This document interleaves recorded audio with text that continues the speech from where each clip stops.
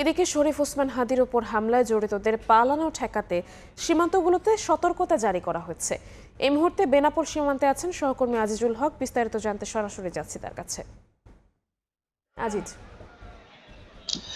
তফসিল ঘোষণার ঠিক পরের দিন অর্থাৎ গত শুক্রবার ঢাকা ৮ আসনের সম্ভাব্য প্রার্থী এবং ইনকিলাব মঞ্চের মুখপাত্র ওসমান হাদি তিনি নির্বাচনী প্রচার চালানোর সময় তার উপর সন্ত্রাসীরা গুলি করে এবং তিনি বর্তমানে গুরুতর আহত অবস্থায় হাসপাতালে মৃত্যুর সাথে পাঞ্জা লড়ছে।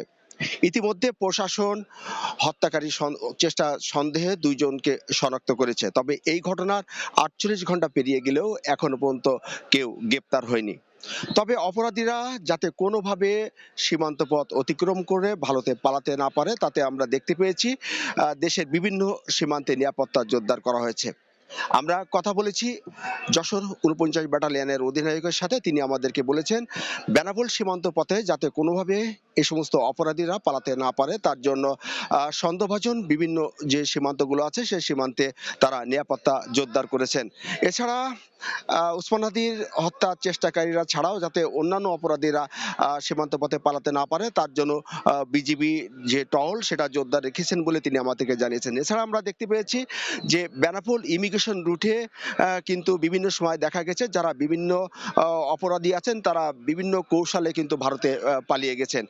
গত ১.৫ বছরে প্রায় ৩০ জনকে এ ধরনের আসামিকে বেনাপোল যে ইমিগ্রেশন পুলিশ আছে তারা কিন্তু আটক করেছে। ফলে ইমিগ্রেশন রুটেও কিন্তু ভারতে পালানোর সুযোগকে অবহেলা করা যায় না, যার কারণে কিন্তু ইমিগ্রেশন রুটে কিন্তু নিরাপত্তা জোরদার করা হয়েছে। ইমিগ্রেশনের ওসি আমাকে জানিয়েছেন ইমিগ্রেশন রুটে যাত্রীর ছদ্মবেশে যাতে কোনোভাবে অপরাধীরা ভারতে পালাতে না পারে তার জন্য কিন্তু ইমিগ্রেশনের পুলিশের সতর্কতা জারি করা হয়েছে। এছাড়া আমরা দেখতে পেয়েছি পোর্ট থানা পুলিশ কিন্তু বিজিবি এবং অন্যান্য যে আইন শৃঙ্খলা বাহিনী আছে তাদের সাথে সমন্বয় করে কিন্তু অপরাধীদের পালানো ঠেকাতে তারাও কিন্তু যাদের যে নিরাপত্তা ব্যবস্থা সেটি জোরদার করেছেন। তো এই ছিল বেনাপোল স্থলবন্দর থেকে ওসমান হাদি হত্যা চেষ্টাকারীরা যাতে কোনোভাবে ভারতে পালাতে না পারে তার জন্য যে নিরাপত্তা ব্যবস্থা সীমান্তে জোরদার করা হয়েছে সে তার সর্বশেষ।